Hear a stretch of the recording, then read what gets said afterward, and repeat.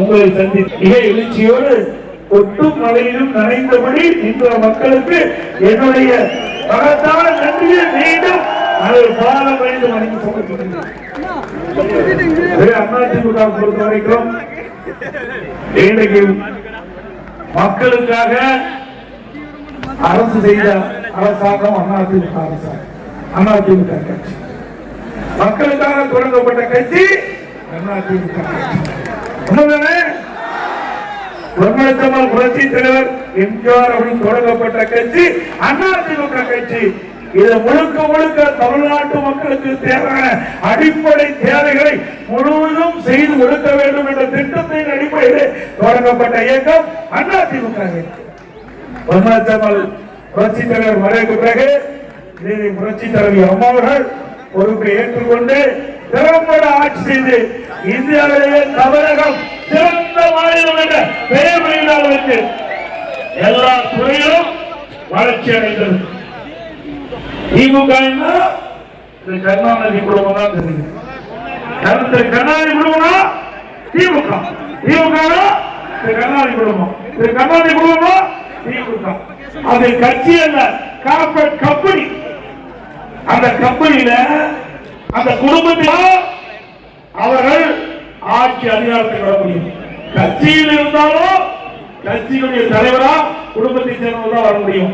அதே போல ஆட்சி அதிகாரத்துக்கு அந்த குடும்பத்தை சேர்ந்தவர்களால் ஆட்சி அதிகாரத்துக்கு வர முடியும். ஆனா அதிமுக அப்படி இல்ல. தொண்டன் கூட இந்த அதிமுக கட்சிக்கு பொதுச்செயலாளராக முடியும். திமுக அப்படி எவராவது சொல்வதற்கு தில் இருக்குதா? திமுகவுல உழைக்கிறவர்களுக்கு மரியாதை கிடையாது, விசுவாசமான கட்சியில் இருக்கிறவர்களுக்கு மரியாதை கிடையாது. ஆனால் அதிமுகவிலே விசுவாசமாக உழைத்தால், தலைமைக்கு விசுவாசமாக இருந்தால் நிச்சயமாக உயர்ந்த பதவி கிடைக்கும். அதுக்கு நானே உதாரணம். வேற கட்சியில் வர முடியுமா? ஒரு விவசாயி ஒரு கட்சியுடைய பொதுச் செயலாளர் வர முடியுங்களா? அது அதிமுகவில் தான் வர முடியும். அதே போல ஒரு விவசாயி சாதாரண குடும்பத்தில் பிறந்த ஒருவர் தமிழ்நாட்டுடைய முதலமைச்சர் வர முடியுமா?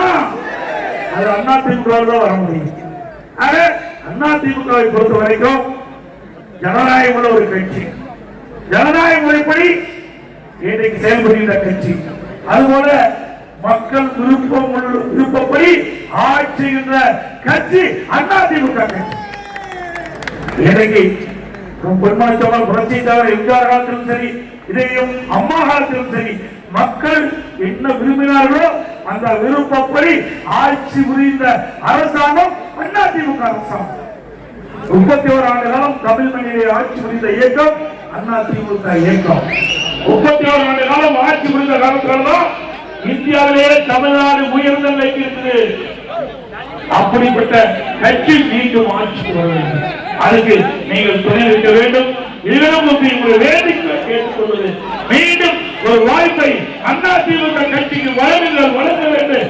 இதற்கு வேண்டி கேட்டு, ஏன்னா ஒரு திறமையான அரசாங்கம் என்று சொன்னால் அது அண்ணா திராவிட முன்னேற்ற கழக கட்சியாக தான் கொடுக்க முடியும். இது நன்றா தெரியும். 10 ஆண்டு காலம் அதிமுக ஆட்சி 2013-2021 வரைக்கும் அந்த 10 ஆண்டுல பல்வேறு திட்டங்களை நிறைவேற்றி நாட்டு மக்களிடையே நன்மைக்கு பெற்ற இயக்கம் அதிமுக இயக்கம், அதிமுக அரசாங்கம். அதுவும் குறிப்பா 2017-2021 வரை சிந்திச்சு பாருங்க. அம்மா அவர்கள் மறைந்து விட்டார்கள். அதற்கு பிறகு பல்வேறு பிரச்சனைகளை நாங்கள் சந்தித்தோம். அதையெல்லாம் தாண்டி கடுமையான வறட்சி, அந்த வறட்சி காலத்தில் கூட மக்கள் பாதிக்கப்படக்கூடாத அளவிற்கு அற்புதமான ஆட்சி கொடுத்தோம். பிறகு தென் மாவட்டங்களில் புயல், அதனால தென் மாவட்டமே புரட்டி கொடுத்தோம். விவசாயிகள் பாதிக்கப்பட்டாங்க, விவசாய உறவினர் பாதிக்கப்பட்டது. அதையெல்லாம் சரி செய்யணும். பிறகு கொரோனா, உங்களுக்கு கொரோனா எப்படின்னு உங்களுக்கு நல்லா தெரியும். ஒரு வருஷம் வீட்டுக்கு வர முடியுங்களா? ஒரு ஆண்டு வர முடியல. அது காற்றில் எளிதாக பரவக்கூடிய வைரஸ். அந்த வைரஸ் ஒரு வீட்டு வரவிட்டால் உயிருக்கு ஆபத்து ஏற்படும். கொரோனா வைரஸ் பாதிக்கப்பட்டவர்கள் உயிருக்கே ஆபத்து ஏற்பட்டுவிடும். அதை விளைவிக்க முடியாத உயிரை காப்பாற்றுவதற்காக அதிமுக அரசு பாடுபட்டது. அந்த ஓராண்டு மக்களுக்கு பாதுகாப்பு வழங்கி விளைவிக்க முடியாத உயிரை காப்பாற்றிய அரசாங்கம் அதிமுக அரசாங்கம். வல்லரசு நாட்டில் கூட பல்லாயிரக்கணக்கானவர் இறந்தார்கள். ஆனால் தமிழ்நாட்டில் அதிமுக அரசு எடுத்த நடவடிக்கை முன்னெச்சரிக்கை நடவடிக்கை.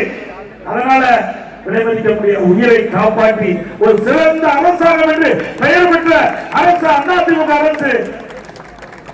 ஒருவானை தோற்றுக்கு ஒரு சோறு பதவின்னு சொல்லுவாங்க. அதே போல ஒரு அரசாங்கம் எப்படி செயல்பட வேண்டும் என்பதற்கு உதாரணமாக இருந்த அரசு அதிமுக அரசாங்கம். அந்த காலகட்டத்தில் கூட விலைவாசி உயர்லைங்க. அந்த காலகட்டத்தில் கூட விலைவாசி உயர்ல. ஆனா இன்றைக்கு நிலைமை என்ன? புயல் வந்ததா, வெள்ளம் வந்ததா, கொரோனா வந்ததா? எதுவுமே வரல. விலைவாசி விண்ணை முற்றிலும் உயர்ந்து விட்டது. கட்டிப்படுத்த முடியல அந்த அரசு. அதுக்கு காரணம் பொம்மை முதலமைச்சர் நாட்டை ஆண்டு கொண்டிருக்கிறார். திறமையற்ற முதலமைச்சர் தமிழகத்தை ஆண்டு கொண்டிருக்கிறார். இன்றைக்கு விலைவாசி உயர்வால் மக்கள் கடுமையான பாதிப்புக்குள்ளாயிருக்கிறார்கள். ஆனா அதிமுக ஆட்சியில் அப்படி அல்ல. விலை ஏறுகின்ற பொழுது அதை கட்டுப்படுத்தக்கூடிய திறனை அதிமுக அரசு பெற்றுள்ளது.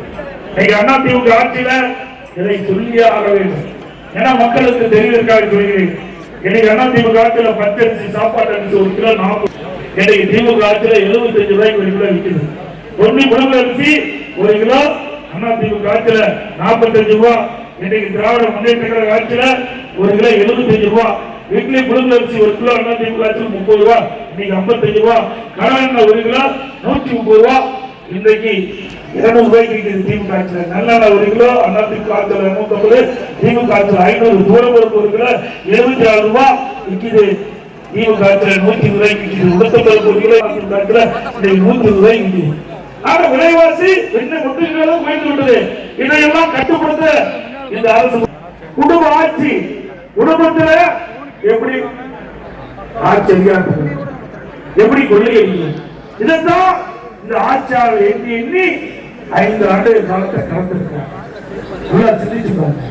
ஏழை மக்கள் பாதிப்பை பற்றி கவலைப்படாத அரசாங்கம், பொதுமக்களை பற்றி கவலைப்படாத அரசாங்கம். இதே அனைத்து இந்திய அண்ணா திராவிட முன்னேற்ற ஆட்சி இருக்கிற பொழுது விலைவாசி உயர்கிற பொழுது அதை கட்டுப்படுத்துவதற்கு விலை கட்டுப்பாட்டு நிதியம் என்ற 100 கோடி ரூபாய் ஒதுக்கி எந்த உணவுப் பொருள் விலை ஏறுகிறதோ அந்த உணவுப் பொருள் எந்த மாநிலத்தில் விலை குறைவாக கிடைக்கிறதோ அந்த போய் கூட்டுறவுத்துறையின் மூலமாக அதை வாங்கி தமிழ்நாட்டுக்கு கொண்டு வந்து அதை விநியோகம் செய்து விலையை கட்டுப்பாட்டில் வைத்திருந்த அரசாங்கம் அதிமுக அரசாங்கம். இப்படி ஏதாவது ஒன்றையாவது செஞ்சிருக்காங்களா? எதுவுமே இல்ல. இன்றைக்கு கட்டுமான பொருட்கள் விலை நல்லா தெரியும். நல்லா சிந்திச்சு பாருங்க. அதிமுக ஆட்சியில ஒரு மூட்டை சிமெண்ட் 240 ரூபாய் விற்குது. இன்னைக்கு 340 ரூபாய் விற்குது. ஒரு டன் கம்பி அதிமுக ஆட்சியில் 40,000 ரூபாய், இன்னைக்கு 65,000 ரூபாய் விற்குது. ஒரு யூனிட் சிமெண்ட், ஒரு யூனிட் ஹெப்சன் 3000 ரூபாய்க்கு அதிமுக ஆட்சியில் இன்னைக்கு 6,000 ரூபாய் விற்குது. ஒரு யூனிட் ஜல்லி 2000 ரூபாய் இருந்தது, இன்னைக்கு 5,500 ரூபாய் விற்குது. ஒரு செங்கல் அதிமுக ஆட்சியில 7 ரூபாய் 8 ரூபாய்க்கு இருந்தது, இப்ப 12 ரூபாய்க்கு விற்குது. இப்படி கட்டுமான பொருட்கள் உயர்வு. மரம் 200% ஏறி போச்சு. இன்னைக்கு திமுக ஆட்சியில நிஜத்துல வீடு கட்டவே முடியாது. கனவுல நம்ம வீடு கட்டி மகிழலாம். நல்ல கனவு நினைக்கும் பொழுது அழகா வீடு கட்டி கனவு காணலாமா ஒழிய நிஜமாக வீடு கட்டுகின்ற ஆசை இருந்தால் மக்கள் மறந்த வேண்டியது. இவ்வளவு விலை உயர்ந்தா இதை எப்படி மக்கள் இந்த பொருள் வாங்கி கட்டுமான தொழில் ஈடுபடுத்த முடியும்? கட்டுமான தொழில் கடுமையா பாதிச்சிருக்கு. இதுலயே திமுக தேர்தல் அறிக்கையில் 2021 திமுக தேர்தல் அறிக்கையில் வெளியிட்டிருக்காங்க. அத்தியாவசிய பட்டியல இந்த கட்டுமான பொருட்கள் விலையெல்லாம் கட்டுப்படுத்தப்படும் என்று சொல்லியிருக்காங்க. கட்டுமான பொருட்கள் விலையெல்லாம் அத்தியாவசிய பட்டியல் கொண்டு வந்து அதை கட்டுப்படுத்தப்படும் என்று சொல்லியிருக்கீங்க. சட்டமன்றத்தில் நான் கேட்டேன். அப்பொழுது இந்த துறையுடைய அமைச்சர் சொன்னார், நான் இதை கட்டுப்படுத்த நடவடிக்கை 5 வருஷம் தான் அப்படியே காலம் கடத்திட்டாங்க. இப்படிப்பட்ட அரசாங்கம் தேவைங்களா? நல்ல சத்தமா சொல்லுங்க. ஒரு பக்கம் கட்டுமான பொருட்கள் விலை உயர்வு ஒரு பக்கம். ஆனா இதை பற்றியெல்லாம் கவலைப்படாத அரசாங்கம் திமுக அரசாங்கம். ஸ்டாலின் அவர்கள் நடப்பயணம் மேற்கொண்டார். சுகாதாரத்துறை அமைச்சர் கூட போறாரு. அப்ப ஸ்டாலின் கேட்கிறாரு, அவருடைய மகன் நடத்திய படம், மகன் நடிக்க படம் எப்படி ஓடிக்கிட்டு இருக்குது, எப்படி வசூலாகுது? நாட்டு மக்களை பற்றி கவலைப்படல, வீட்டு மக்களை பற்றி கவலைப்படுகின்ற முதலமைச்சர் நாட்டுக்கு தேவையா? நாட்டு மக்கள் எப்படி இருக்கிறாங்க, நாட்டு மக்களுக்கு என்ன பிரச்சனை, அந்த பிரச்சனை எப்படி தீர்ப்பது என்று ஒரு முதலமைச்சர் கேட்டதா நல்ல திறமையான முதலமைச்சர் ஒத்துக்கலாம். ஆனா தன்னுடைய பையன் உதயநிதி அவர்கள் நடித்த படம் எப்படி ஓடுது, எப்படி வசூலாகுது, எல்லாத்திலையும் வசூல் இருக்கிற முதலமைச்சர். கலெக்ஷன் கமிஷன் கரப்ஷன், அதுதான் தாரக மந்திரம். அதுதான் திரு ஸ்டாலினுக்கு ஞாபகம் வந்தாலே மக்களை பற்றி எல்லுடைய அளவும் ஞாபகம் இல்ல. மக்கள் படிக்கிற கஷ்டம் துன்பம் ஏழை பற்றி கவலைப்படாத முதலமைச்சர். தினந்தோறும் போட்டோ ஷூட் வருவார், கேமராவை கொடுப்பார், ஒரு அறிவிப்பு கொடுப்பார், தொலைக்காட்சியும் பத்திரிகை அதோட முடிஞ்சு பல அறிவிப்பு நாட்டுக்கு ஏதாவது தெரியுமா? ஸ்டாலின் அறிவிச்ச அறிவிப்பு யாருக்காவது ஞாபகம் இருக்குதா? எதுவுமே கிடையாது. அப்போ ஒரு திட்டத்தை அறிவிப்பார், ஆனா மக்கள் எல்லாம் சந்தோஷப்படுவாங்க. திரு ஸ்டாலின் அறிவிச்சாரு, அந்த திட்டம் நிறைவேறணும். அது ஒரு குழு போட்டுவார், 52 குழு போட்டுங்க. ஒரு திட்டம் 2 திட்டம் அறிவிக்கல, 52 திட்டத்தை அறிவிச்சு 52 குழு போட்டு எல்லாம் முடங்கிக்கிறேன். நான் சட்டமன்றத்தில் பிரதான எதிர்கட்சி தலைவர் என்ற முறையில் முதலமைச்சர் கேட்டேன், நீங்க அடிக்கடி திட்டத்தை அறிவிக்கிறீங்க, பரவாயில்ல, மகிழ்ச்சி, மக்கள் மகிழ்ச்சியா தான் இருக்கிறாங்க. ஆனால் ஸ்டாலின் அவர்கள் திட்டத்தை அறிவிச்சாரு, நமக்கு இந்த திட்டத்தின் மூலமா நன்மை கிடைக்கிறேன். ஆனா ஒரு குழு போடுறீங்க, குழு போட்ட பிறகு முடங்கி கிடைக்குது. ஆக 52 குழு போடுறீங்க, அந்த 52 குழுடைய நிலைமை என்ன? ஒரு வெள்ளை அறிக்கை விடுங்க, நாட்டு மக்கள் தெரிஞ்சுட்டு சொன்னா ஒரு பதிலே கிடையாது. எப்படிங்க ஒவ்வொரு துறைக்கும் ஒரு செக்ரட்டரி இருக்கிறாங்க, ஒரு IAS செயலாளர் இருக்கிறாங்க.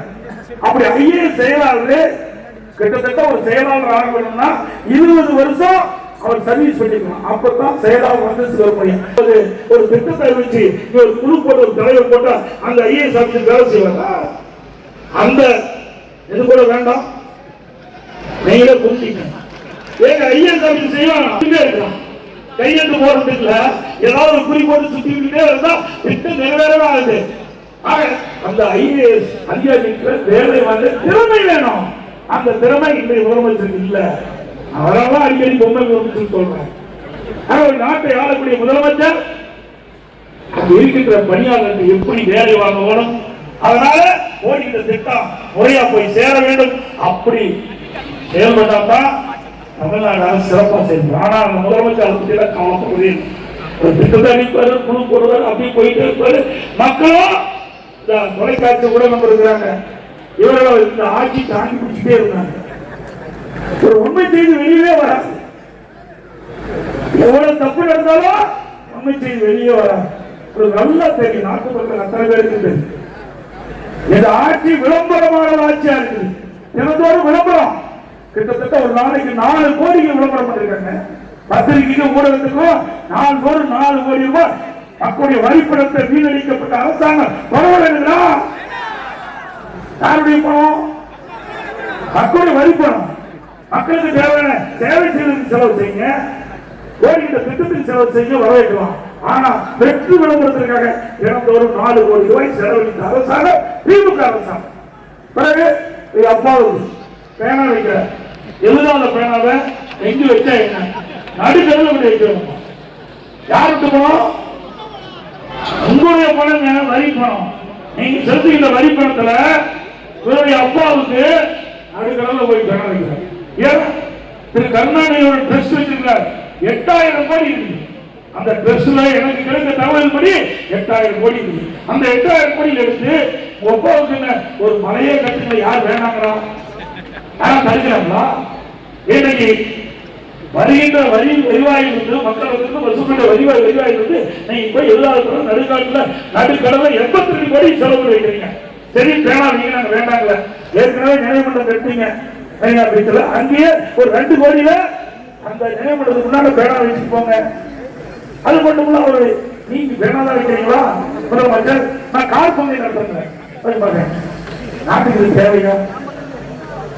கார் பங்கை பல 100 கோடி ரூபாயில சென்னை மாநகராட்சியில கார் பங்கை நடத்துறேன்.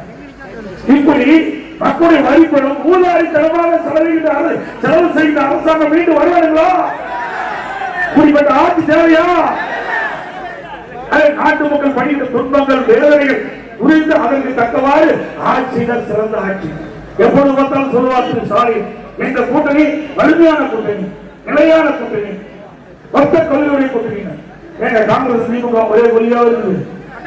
திமுகவும் கம்யூனிஸ்ட் ஒரே கொள்கையா? திமுகவும் விடுதலை சிறுத்தையும் ஒரே கொள்கையா? எல்லாம் வெவ்வேறு கொள்கை தானே.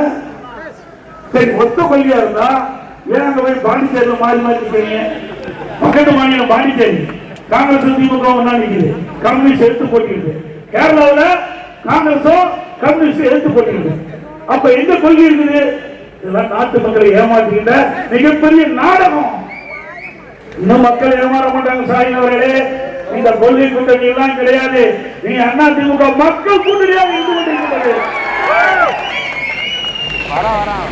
இந்த கூட்டணி கட்சிகள் வீழ்ச்சிட்டாங்க.